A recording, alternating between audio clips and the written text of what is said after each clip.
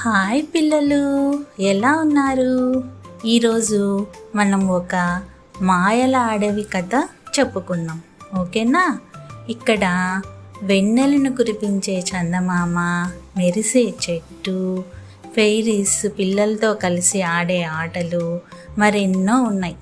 ఇంకెందుకు ఆలస్యం, మరి కథలోకి వెళ్దాం రండి. ఇదే మన మాయల అడవి కథ.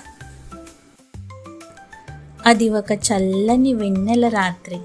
మాయలతో నిండిన అడవి అందాలను చిమ్ముతూ మెల్లగా మేల్కొంది. ఆ అడవిలో పొడవుగా నిలువెత్తున ఒక చెట్టు తళతళలాడుతూ మెరిసింది. అది చూసి పిల్లలు, ఫెయిరీస్ అందరూ కలిసి వచ్చి నవ్వుతూ, ఆడుతూ, పాడుతూ పరవశిస్తూ ఉన్నారు. అప్పుడు అక్కడే ఆ అడవిలోనే నివసిస్తున్న ఒక రాక్షసునికి కోపం వచ్చి తన పెద్ద పెద్ద ఎర్రని కళ్ళతో వారిని చూసి వెలుగులు చిమ్ముతున్న చందమామను తీసుకొని మింగేశాడు.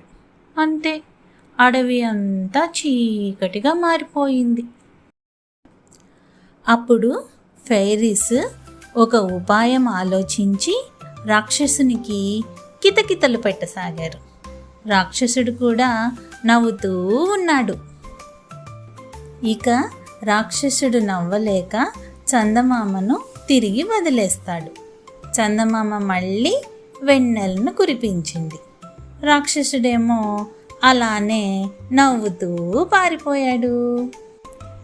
మళ్ళీ మన పిల్లలు, ఫెయిరీస్ అందరూ కలిసి ఎంచక్కా నవ్వుతూ హాయిగా ఆడుకున్నారు. అలా కాసేపు ఆడుకొని ఆ వెన్నెలతో నిండిన అడవి మార్గంలో పిల్లలు ఇంటికి నడిచారు. ఇక్కడితో మాయల అడవి కథ ముగిసింది. ఈ కథ మీకు నచ్చిందా? మళ్ళీ మనం ఇంకో కథలో కలుద్దాం. బాయ్ బాయ్ పిల్లలు.